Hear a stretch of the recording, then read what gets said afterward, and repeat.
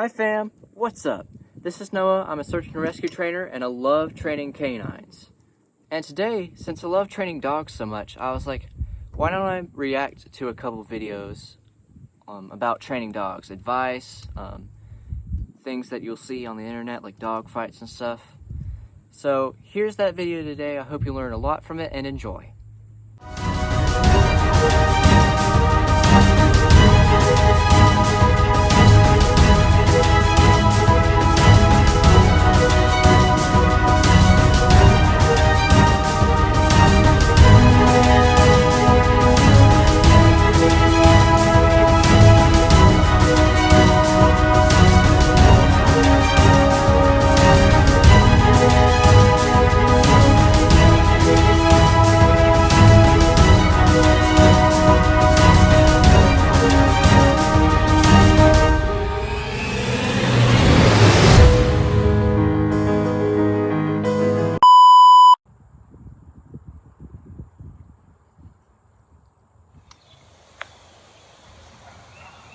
Hey!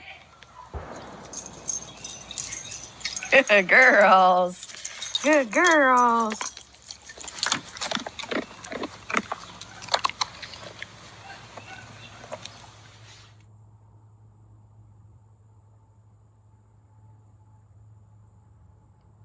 Alright, so that was the first clip. And I totally agree with the video. In fact, I believe that the topic of yelling at dogs is a little bit misunderstood in the training community. It's not as black and white as many trainers make it out to be. In fact, it requires a lot of discernment. And there's three main things to touch on. Number one is when you really need to yell at your dog. When you really need to yell at your dog is when their safety is threatened. Let's say you're out in a field, we'll use a search and rescue example. You're out in a field, your dog is searching for somebody, there's barbed wire everywhere, and there's a body of water with dangerous creatures in it that can kill dogs, and your dog just rushes off and you can't see it.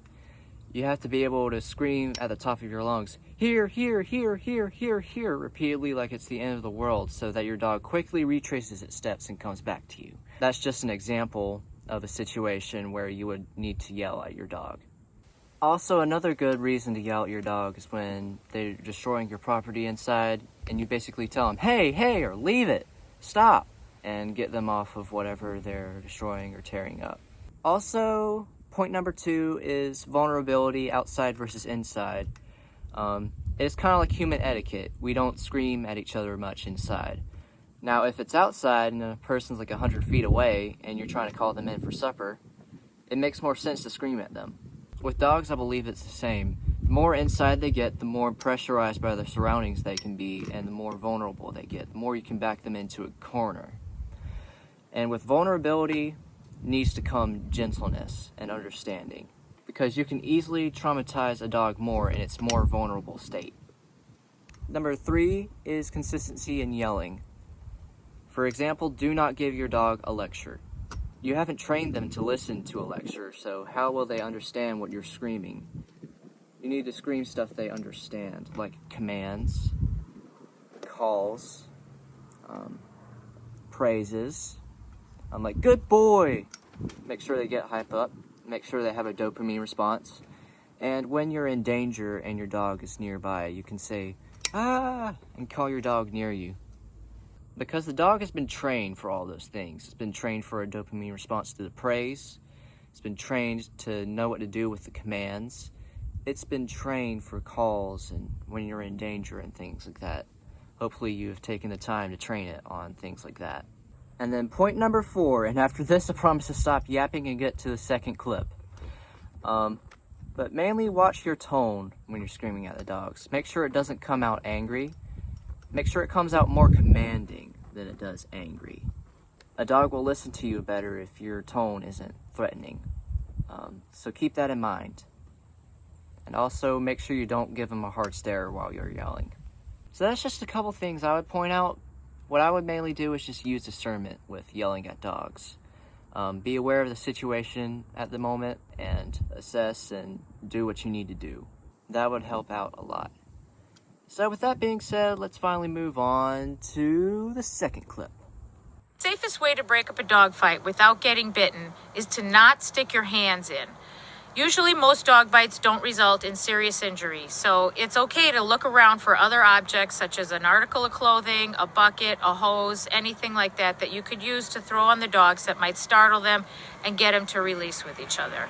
Remember that to keep your hands away from their heads and teeth so that we can stop future dog bites from happening. Alright, so that's the second clip, so I kind of personally disagree. There's a couple things that I want to point out. I know that the fighting methods, the methods that people use to break up the dog fight, those are kind of theoretical at the moment. It just depends on your experience with dogs. But there are a couple of points to consider when you're trying to break up a dog fight, like what's going to provoke their stress or aggression or traumatize them. Those are many things to consider there. And I have a couple points to make based off that personally with my opinion on that. Number one, I believe that throwing blunt objects at dogs in a dog fight is not going to help any, like a bucket. I understand spraying a hose or throwing a piece of clothing on a dog during a dog fight, even though I will touch on that after this point. But throwing blunt objects at dogs will counteract the goal, because I know you're trying to get them to release, but the reason why we're trying to get these dogs to release is so that they don't get further hurt. Blunt objects could potentially hurt the dog if it lands on the dog wrong or something like that.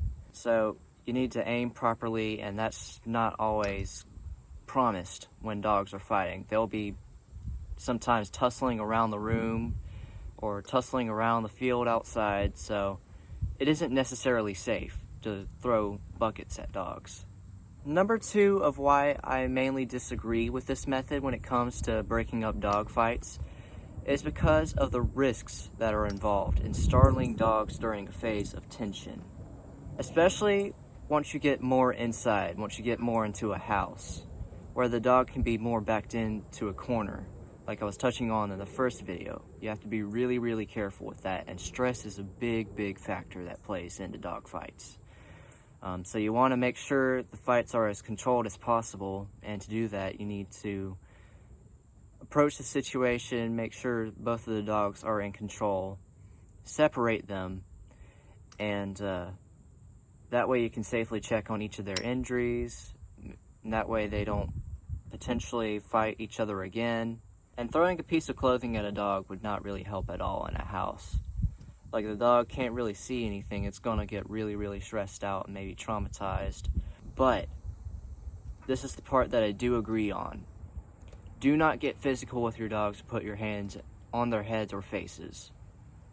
I've seen people in videos, they will literally punch their dogs, or they will put their hands in their faces. Those are all things that insinuate the aggression even more, and that's a bad idea. What we usually do is we grab the dog's collar, we twist it, and that's why we make sure our dogs wear collars. This restricts their airways a little bit, and you drag the dog away. Make sure the other person is taking care of the other dog. And do not put your face right above the dog's head. That's a bad idea. And make sure you have a strong grip of the middle of their body, kind of where their rib cage is, and back the dog away safely. Now, if you are alone, I would do the collar thing again, but this time with a double grip. And instead of trying to pull the dog away, kind of push the dog into the bite a little bit. Dogs are known to kind of release if you push them into the bite. Make sure you aren't hurting them. Kind of push them into the bite so it releases. Some people try a wheelbarrow technique, but that could hurt the back legs. It's basically trying to lift the dog up by the back legs. So that's just my personal opinion on what to do during dog fights, if they happen. Everybody's entitled to their opinion, but make sure that whatever you're doing is to the benefit of your dog. That is the most important thing, because if you're traumatizing the dog, stressing it out even more, making it even more aggressive during a dog fight, then that's not going to be helpful at all. So that's my summary of clip number 2. Let's move on to clip number 3. This is a black lab. Oh, a ball.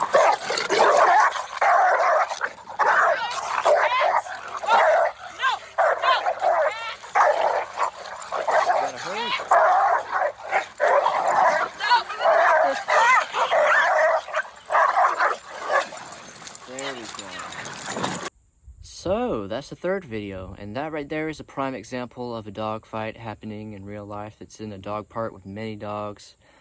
I don't have as much to touch on as I did the other two clips. I do want to address what the person did, and I applaud the woman there in the black shirt for what she did. Basically taking the dog by the collar that it had on, or whatever that was. It looked like something wrapped around its neck and maybe part of its torso. She took it and just basically dragged it away from the other dog while the other dog was trying to run at it, but there were other dogs involved, so the other dogs could have distracted the other dog. So that's a perfect example of what to do in that situation. The only thing I'd say is a reminder to be as quick as you can. It's an urgent situation. Of course, don't scream too much. Voice out commands if you need to. I would also say to consider what's benefiting your dog and what's hurting your dog in a dog fight. Right there is a good example of what benefits the dogs. It was a controlled situation, so it's a good thing. So that's my reaction to the third clip. Bravo there. And also that's why many trainers recommend you not going to the dog parks, because there's many dogs to fight there, and it could be hard to control a situation like that. But it's up to you as a trainer. You just got to be careful when you're out there. So that's the last clip of today, and hope you had a great time with this reaction video. And I'll see you in more videos. If you enjoyed my content, there's more on my channel page for you to visit. Have a great day or week, or how long it's going to be until I post another video. See ya!